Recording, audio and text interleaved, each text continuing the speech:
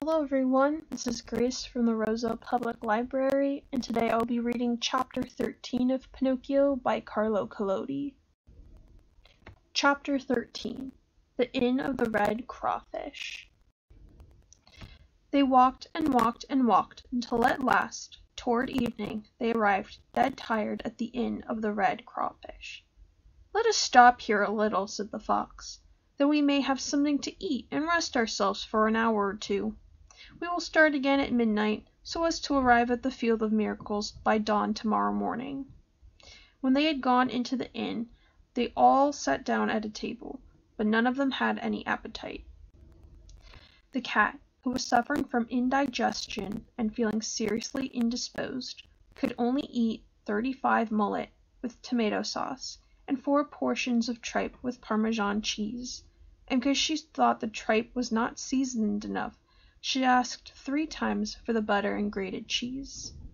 The fox also would willingly have picked a little, but as his doctor had ordered him a strict diet, he was forced to content himself simply with a hare dressed with a sweet and sour sauce, and garnished lightly with fat chickens and early pullets.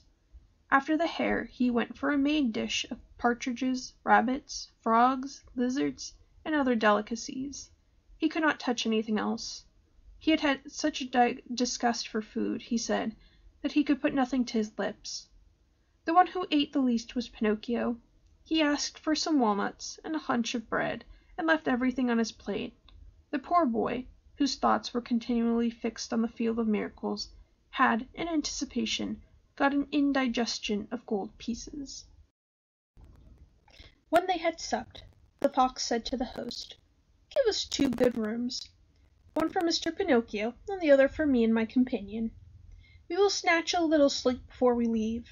Remember, however, that at midnight we wish to be called to continue our journey." "Yes, gentlemen," answered the host, and he winked at the fox and the cat, as much to say, "I know what you are up to. We understand one another." No sooner had Pinocchio gotten into bed than he fell asleep and began to dream. And he dreamed that he was in the middle of a field, and the field was full of shrubs covered with clusters of gold sovereigns, and as they swung in the wind, and they went zin, zin, zin, almost as if they would say, "Let who will come and take us." But when Pinocchio was at the most interesting moment, that is, just as he was stretching out his hand to pick handfuls of those beautiful gold pieces and to put them in his pocket, he was suddenly wakened by 3 violent blows on the door of his room. It was the host, who had come to tell him that midnight had struck. "Are my companions ready?" asked the puppet. "Ready? Why, they left 2 hours ago." "Why were they in such a hurry?" "Because the cat had received a message to say that her eldest kitten was ill with chilblains on his feet and was in danger of death." "Did they pay for the supper?" "What are you thinking of? They are much too well educated to dream of offering such an insult to a gentleman like you." "What a pity!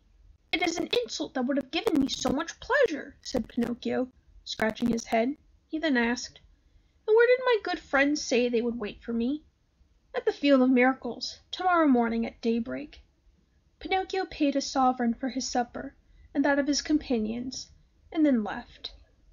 Outside the inn it was so pitch dark that he had almost to grope his way, for it was impossible to see a hand's breadth in front of him. In the adjacent country not a leaf moved.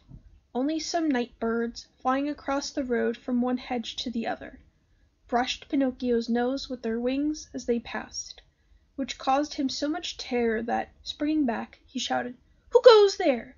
and the echo and the surrounding hills repeated in the distance, "Who goes there? Who goes there? Who goes there?" As he was walking along, he saw a little insect shining dimly on the trunk of a tree, like a night light in a lamp of transparent china. "Who are you?" asked Pinocchio. "I am the ghost of the talking cricket," answered the insect in a low voice, so weak and faint that it seemed to come from the other world.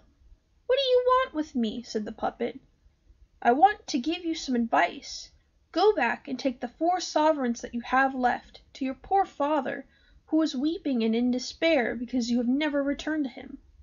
By tomorrow my papa will be a gentleman, for these 4 sovereigns will have become 2,000. Don't trust, my boy, to those who promise to make you rich in a day. Usually they are either mad or rogues. Give ear to me and go back. On the contrary, I am determined to go on. The hour is late. I am determined to go on. The night is dark. I am determined to go on. The road is dangerous. I am determined to go on. Remember that boys who are bent on following their caprices and will have their own way, sooner or later repent it. Always the same stories. Good night, Cricket. Good night, Pinocchio. May heaven preserve you from dangers and from assassins. No sooner had he said these words than the talking cricket vanished, suddenly like a light that has been blown out, and the road became darker than ever.